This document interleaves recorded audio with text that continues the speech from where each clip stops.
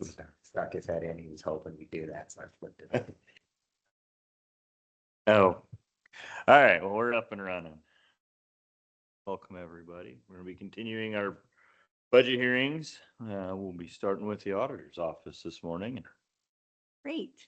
I'm Shauna Abrams, auditor. First, I think I want to start with the drainage small portion because there's like no changes. Unless I know, Crystal, did you have a comment on that? We talked about that. The only change that typically happens is the IDDA dues could potentially change. When was the last time they changed? They don't change every year, do Yeah. they? I was gonna say it's been a while. Yeah, I wouldn't be surprised if they do, just based on Then you that did, it hasn't in a while, and then IDDA in December very well might not be yeah, at the crossroads. yes, anymore. Because it is a smaller facility now that Casablanca has moved in. So it might be maybe an overnight. We don't know yet, Yeah. So that could change for Cassandra, but but that's it for drainage. Get the simple one done first. Ready to move on to the auditor portion? Yeah. Okay, actually, in my budget, this is my first year of doing it. And, thanks to the gal across the room there, she did help me a little bit. Actually, I have really no changes. I just wanted to, again, on wages, and I do have, my question on that is, of course, I'm kind of like Courtney. I have 2 new clerks. So, the wages in my office went down because I lost a clerk that was getting a nice wage, and then I got 2 new ones that went down to probably right around $7 less an hour. So I think I mean, I would at least hope that we could get a cost of living increase in our office. And that's that on that. As for elections, we should only have one in November, unless a special election sneaks up on us somewhere, which you never know. I mean, they come out of nowhere sometimes. And that's it for elections. My other thing was office equipment. I put in some money in there for some stand-up desk. As our desks are probably from the 90s, I'm thinking. And I know the county is always talking about wellness. And our office is a sit-down office because, I mean, we don't really have a lot of counter traffic. So we're usually sitting down, and I know some of, like, just to be like myself, sitting down for 8 hours is kind of tough. So I just put in the money to buy some stand-up desk in that one. And then also wanted to let you know that we are cross-training now as of the first of the year, payroll and elections. And I'm kind of waiting on the real estate and the drainage until they kind of can get a hold of it themselves. And then we'll start doing some cross-training there. But everything else more or less stayed the same in my department. Any questions?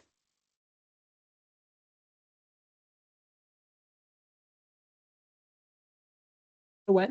The raise for IT? No. No. Andy took over that one for Nate helping us out in elections.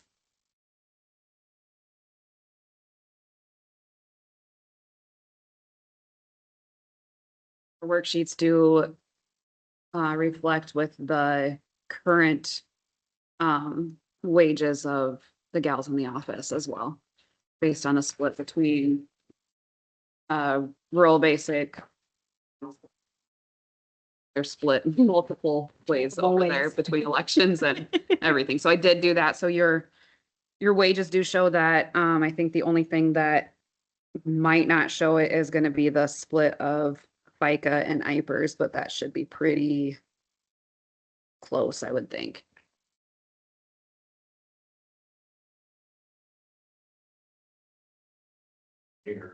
All the discussions yesterday around wages and stuff. I mean, we would all love to make sure we can give everything we can. We got to start from somewhere, you know, and some people don't, some departments don't have the opportunities that others have had. Right. And so it gets really hard to say, well, we're going to do it for you, but we have other offices that don't have that ability to go do that. So I can't reward one and then tell the other, sorry, since you can't do that, we can't give you anything. So it makes it hard to kind of pick and choose that way. So what we're trying to get, at least in my eyes, won't speak for the rest of the board, is get our budgets to a place where we can still give raises at the end of the day to everybody. You know, we want our budgets to come out, you know, in such a way that, you know, we can give raises still. And that's still our intent.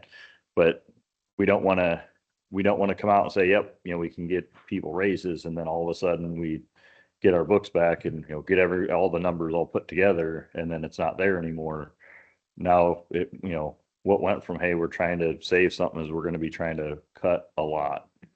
And then the last thing we want to do is say, yeah, we can give, you know, 2%, 4%, give whatever. And then all of a sudden we can't give anything.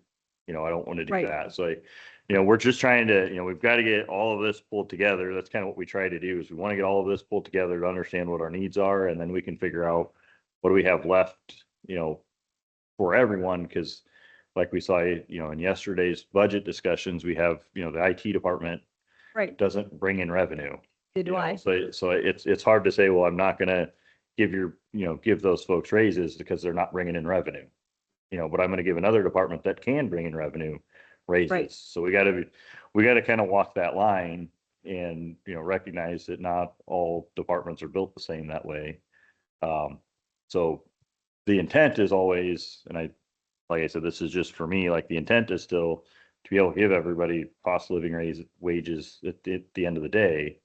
But we got to figure out where we're starting at first to see what we can actually do. Because like we talked about yesterday, with all of the wage increases that have happened in other counties and exponential moves, that's the reason why the state legislatures want to start clamping down on everything that we're doing. So we're trying to be as fiscally responsible as we can and still give the most benefit to our folks. So just throwing that out there. I know it got talked about a lot yesterday, but get all over it. Day. New day. Yep. So yeah, Hump day Wednesday.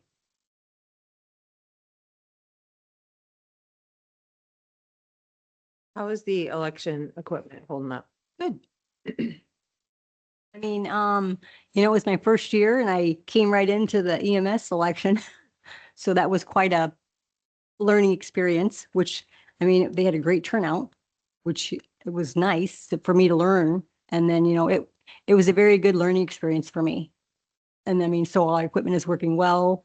Some of the poll stations, I know we have to kind of look around a little bit maybe because some are, I guess my thought was I didn't understand why some charge us and some don't. So I was gonna get some time this year and see what I could see and ask them. I know prior to this, we had some concerns about election equipment and making sure it's most accurate and we get very quick responses. So that's why I was asking about electric or election. Yep. That specifically on the equipment and the software. And I think we're doing pretty good. I mean, we were supposed to change over to a new, get off of iVoters over to Civics, but that's not gonna happen now for a year, so we'll be staying on iVoters. how old is some of that equipment?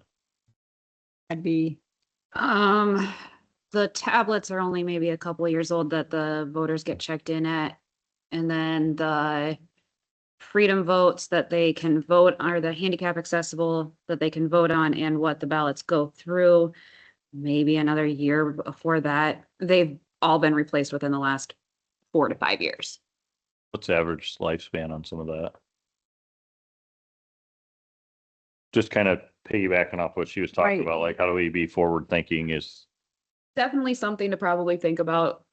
before the The next, next 5 years or so, probably, maybe. I'd say Shauna should probably reach out to Mike on that one, just to see what his thoughts are on lifetime. Yeah. The ones that, from my understanding with the ones that we have, there are a lot, it's a better quality than the ones we had before. And we don't use all of the ones that we currently have, so we can switch out because we did do, when Doreen had purchased them, that was before, reclass or redistricting, sorry. And so some of our precincts have combined and whatnot, so we didn't need quite as many machines. So there are extras, which helps Yeah, in both the, tablets and in the actual voting machines. because we've had to switch them out before, run out too, yeah. But I think we're doing pretty well.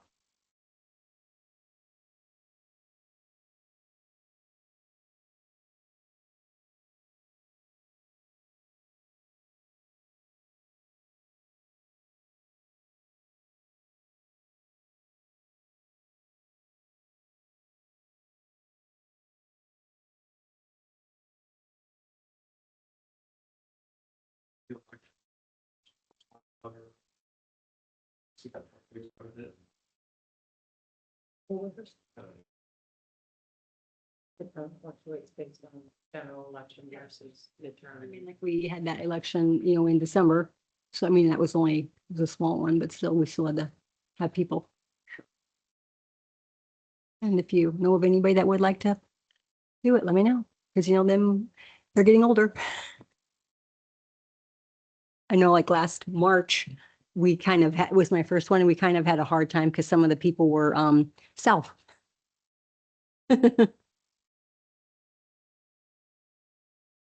On the office equipment, is that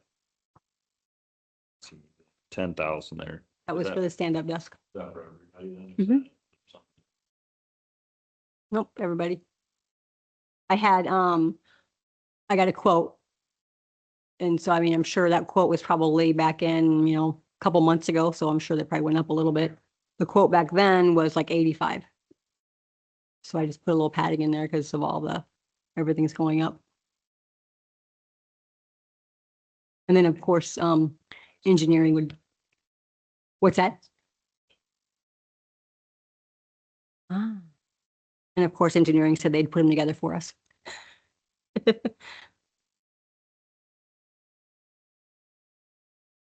Any other questions? Thanks for starting to cross train.